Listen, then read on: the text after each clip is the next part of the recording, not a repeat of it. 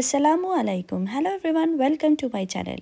আজকে আপনাদের জন্য একটি স্পেশাল হাতে মাখা মুরগির ভুনা করে দেখাচ্ছি। এখানে 800 গ্রামের মতো একটি চিকেন আমি নিয়েছি। আপনারা একটা মুরগি যেই সাইজের দিতে চান দিতে পারেন। এবার এখানে আমি 2 থেকে 3টা মাঝারি সাইজের পেঁয়াজ কুচি দিয়ে দিয়েছি।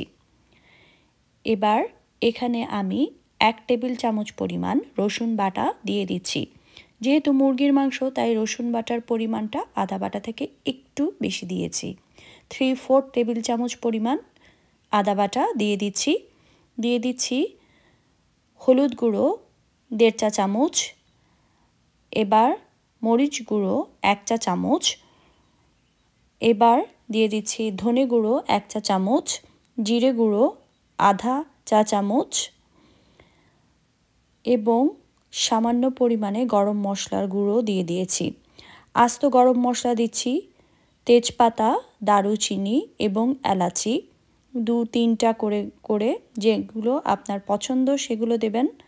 এখানে আমি 4-5টা লবঙ্গ, 7-8টা গোলমরিচ দিয়ে দিয়েছি আস্ত। 1/3 কাপ পরিমাণ সরিষার তেল দিয়ে দিয়েছি এবং 2.5 টেবিল চামচ পরিমাণ নর্মাল রান্নার তেল দিয়ে দিয়েছি লবণ। এবার এই সমস্ত উপকরণ খুব ভালোভাবে সময় নিয়ে ধীরে ধীরে মাখাতে হবে। যত ভালোভাবে এটা মাখাবেন এটা তত বেশি মশলা মাংসের ভেতরে ঢুকবে এবং খেতেও দারুণ সুস্বাদু হবে। এভাবে ম্যারিনেট করে আপনারা আধা ঘন্টা থেকে 1 ঘন্টার মতো একটু সময় রেখে দেবেন। ফ্রিজে রাখার দরকার নেই, বাইরেই ঢাকনা দিয়ে ঢেকে রেখে দেবেন। ঠিক এভাবে তারপর 1 ঘন্টা পর আপনারা রান্নার আগে এখানে 2 টেবিল চামচের মতো বেরেস্তা বাজারে কেনা অথবা ঘরে তৈরি করা যেটা অ্যাভেলেবল সেটা দিয়ে দিতে পারেন, তবে এটা অপশনাল, আপনারা চাইলে বাদ দিতে পারেন। এবার আমি যেই হাঁড়িতে রান্না করব সেটাতে চলে যাচ্ছি। আমি হাঁড়িতে যেই ম্যারিনেট করা মাংস রয়েছে সেটা ঢেলে দিচ্ছি। মনে রাখবেন আমরা কিন্তু এই রান্নাতে পানি তেমন একটা ব্যবহার করব না। প্রথমেই আমি এটা ঢেকে দিয়েছি মিডিয়াম টু লো আঁচে 10 মিনিটের জন্য। 10 মিনিট পর আপনারা ঢাকনা খুলে দিয়ে দেখবেন পেঁয়াজ থেকে মুরগি থেকে অনেক পানি বের হয়েছে। এবার এটাকে ভালোভাবে আমি নেড়েচেড়ে দিচ্ছি। সেই যে বলেছিলাম খুব বেশি পানি দেব না, কারণ এই পানিতেই রান্না হবে। তবে আপনারা যদি মনে করেন সামান্য পরিমাণে পানি দিতে পারেন তবে গরম পানি দিবেন সেক্ষেত্রে।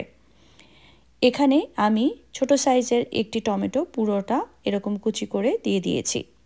এবার এটা ভালোভাবে নেড়েচেড়ে দিয়ে আমি আবার ঢাকনা দিয়ে ঢেকে দিচ্ছি। আপনারা যদি এটাতে আরেকটু বেশি পরিমাণে ঝোল চান সেক্ষেত্রে আমি সাজেস্ট করব আপনারা পেঁয়াজের পরিমাণ আরও কিছু বাড়িয়ে দেবেন।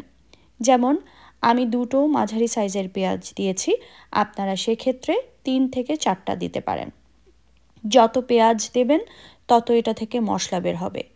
এবার ভালোভাবে নেড়েচেড়ে দিয়ে আমি আস্ত রসুনের কোয়া 4-5টা দিয়ে দিচ্ছি।